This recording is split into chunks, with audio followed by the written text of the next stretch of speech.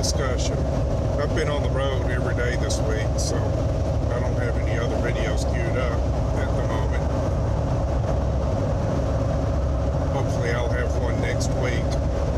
There are a couple of current projects I've been working on that I haven't shared with you guys yet, so that'll be coming up soon. But I just wanted to make a couple of quick comments about something that occurred to me, and that is, and I guess I'll call this driver licensing versus gun control, because a lot of times you hear the anti-gunners say things like, we require licensing and registration and insurance and everything for driving a car. Why can't we do that with guns? Okay, to that I'll just say, yes, we have driver's licenses, registration, and insurance. How's that working out? You know, many more people die in auto accidents, mostly entirely preventable auto accidents, every day than from gunfire. And I'll also point out that these, you know, we have driver training, supposedly, and we have government mandated driver training, and as in most other government mandated or government operated training, it's complete, as the Brits would say, rubbish. Jeremy Clarkson always says rubbish, so that's the word that occurred to me, and it is rubbish. You know, you can take a privately run protective driving course, chauffeur's driving or whatever, and get certification to be a protective driver. And one of the things they teach you is to keep a buffer zone all around the vehicle at all times. Don't let anybody get too close to you. Government-educated drivers, however, do the exact opposite, just about always.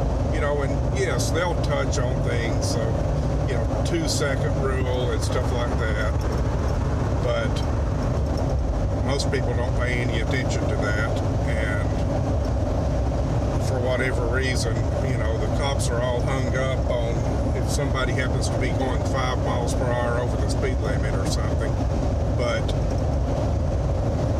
you hardly ever see anybody I mean, you can get a ticket for following too closely, but it certainly doesn't seem to be enforced around here. Okay, anyway, enough about that. And let's move on to another point I wanted to make about gun control versus driver licensing. We do have driver licensing, insurance, and registration to drive on public roads.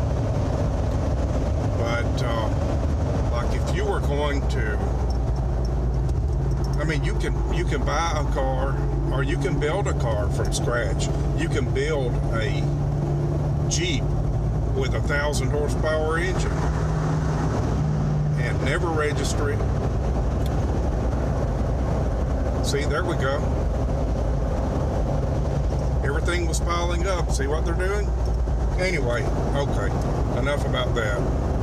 But you can build a 1,000 horsepower Jeep and drive it on private property, your own property, or property that you have permission to drive on. And you don't need any kind of license, insurance, or whatever for that. You know, if you want to purchase insurance in case you kill the thing, you can. If you want to purchase liability insurance, you can. And, you know, if there are going to be other people around, that would be a very good thing to do. But bottom line is you don't have to have a driver's license to drive on private property. Now, apply that to guns. Suppose we could buy or build a machine gun with a silencer on it, as long as we only shoot it on private property.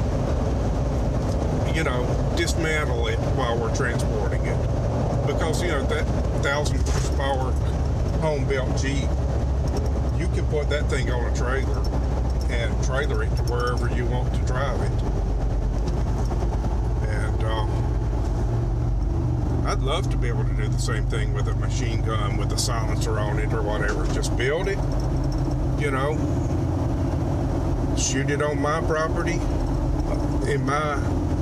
on my own personal range, or, you know, just not load it, or maybe even dismantle it, but really just not loading it and putting it in a case should be sufficient, and transport it to any privately owned range or area where I have permission to shoot it and not have to ask for government permission.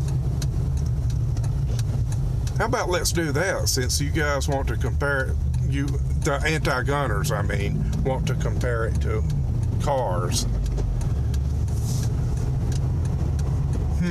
Just something to think about. Thanks for watching.